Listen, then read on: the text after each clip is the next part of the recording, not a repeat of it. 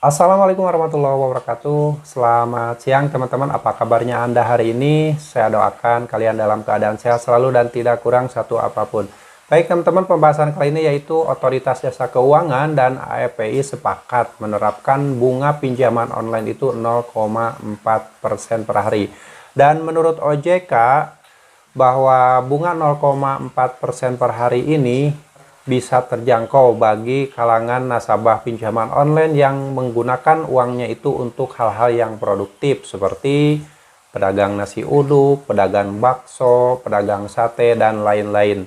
Ini menurut Otoritas Jasa Keuangan, penerapan bunga 0,4% ini sudah sangat terjangkau katanya. Tapi buat kalian yang saat ini belum pernah mengenal pinjaman online dan melihat iklan tawaran pinjaman online, baik itu di media sosial, di YouTube, dimanapun, Anda jangan hanya berpatokan pada bunga 0,4% per hari seperti yang ditetapkan oleh Otoritas Jasa Keuangan dan juga AEPI. Tetapi ada hal-hal lain yang harus kalian ketahui sebelum kalian meminjam uang di pinjaman online. Sebagai contoh, ini contoh pengalaman saya pribadi. Ketika kalian meminjam uang di pinjaman online, kalian tidak hanya dibebankan dengan bunga 0,4% per hari, tetapi ketika pencairan kalian akan dibebankan dengan biaya layanan, biaya asuransi, ada biaya potongan administrasi di awal, dan biaya-biaya lain yang mungkin timbul ketika kalian pertama kali meminjam uang di pinjaman online. Ini harus kalian pahami dulu, jangan sampai kalian terjebak karena tergiur dengan bunga 0,4% per hari sesuai dengan ketetapan dari Otoritas Jasa Keuangan.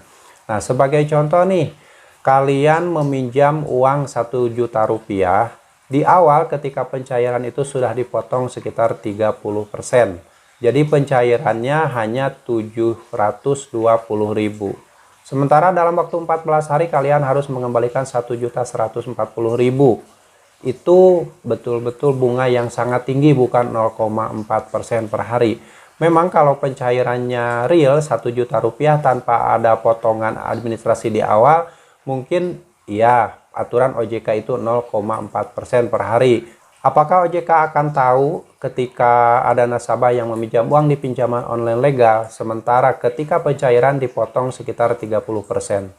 Ya, kalian silahkan bagikan pengalaman kalian di kolom komentar agar teman-teman yang lain mengetahuinya. Apakah betul ketika meminjam uang 1 juta dan pencairannya hanya 720.000, dan dalam waktu 14 hari sudah harus mengembalikan 1.140.000 rupiah.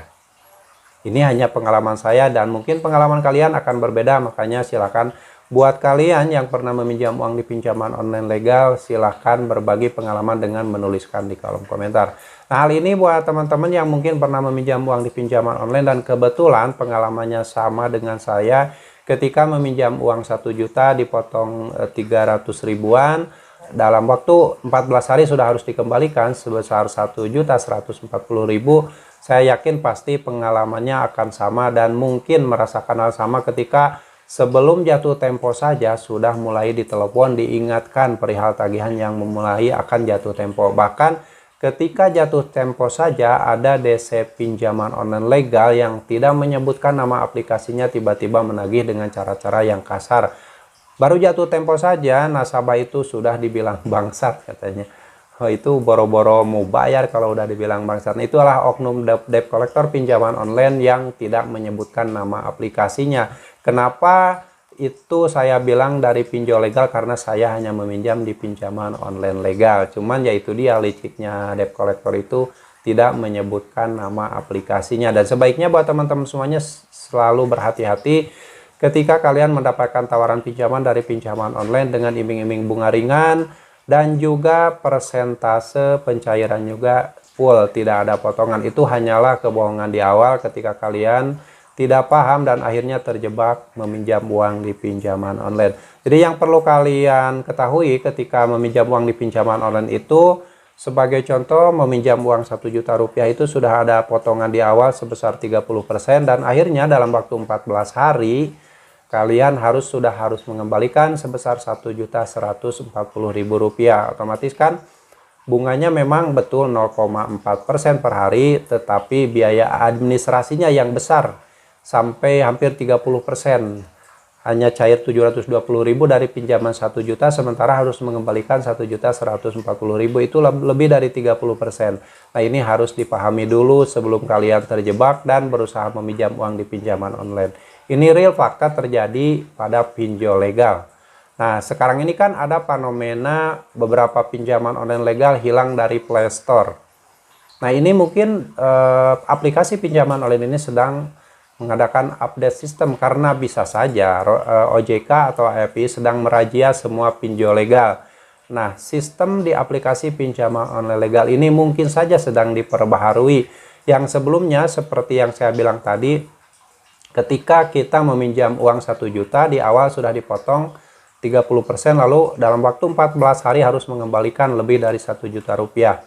Nah, hal ini bisa saja aplikasi pinjaman online ini sedang merubah sistem tersebut, sehingga ketika dirazia oleh OJK, sistemnya udah benar. Tidak akan ada lagi pinjam 1 juta cair 720.000, itu mungkin sudah tidak ada lagi kalau ada razia atau pemeriksaan sistem aplikasi pinjaman online oleh otoritas jasa keuangan. Tapi hal ini apakah akan terbukti OJK atau akan betul-betul ketat mengawasi pinjaman online yang di bawah izinnya? Tetapi ya kita hanya bisa menunggu saja. Cuman untuk kalian yang belum pernah mengenal pinjaman online dan tergoda atau tergiur ingin meminjam uang di pinjaman online, hati-hati dengan tawaran bunga yang ringan, pencairan yang cepat, itu hanyalah jebakan di awal.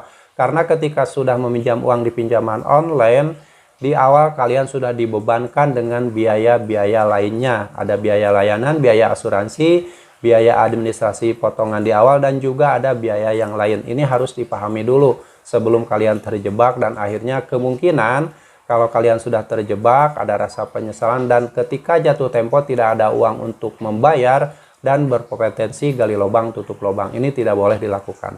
Jangan pernah gali lubang tutup lubang di pinjaman online. Ketika kalian sudah tidak mampu bayar di satu pinjaman online, solusinya adalah stop pembayaran. Lebih baik gagal bayarkan daripada membayar utang di pinjaman online dengan cara berhutang kembali ke pinjol lain. Ini tidak boleh dilakukan, karena kalau sudah berusaha untuk gali lubang tutup lubang, maka kalian tidak akan bisa keluar dari jeratan utang pinjaman online.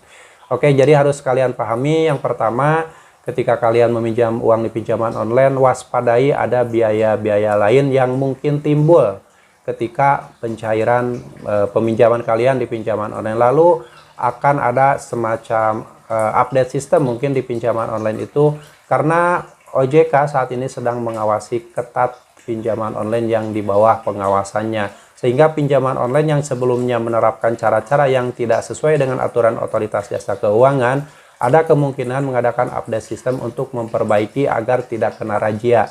Karena pasti banyak pinjaman online legal yang melanggar aturan, baik itu dari persentase bunga atau biaya layanan yang terlalu besar. Lalu ada juga cara-cara penagihan yang dilakukan oleh debt collector pinjaman online yang tidak menyebutkan nama aplikasinya, padahal itu dari pinjol legal.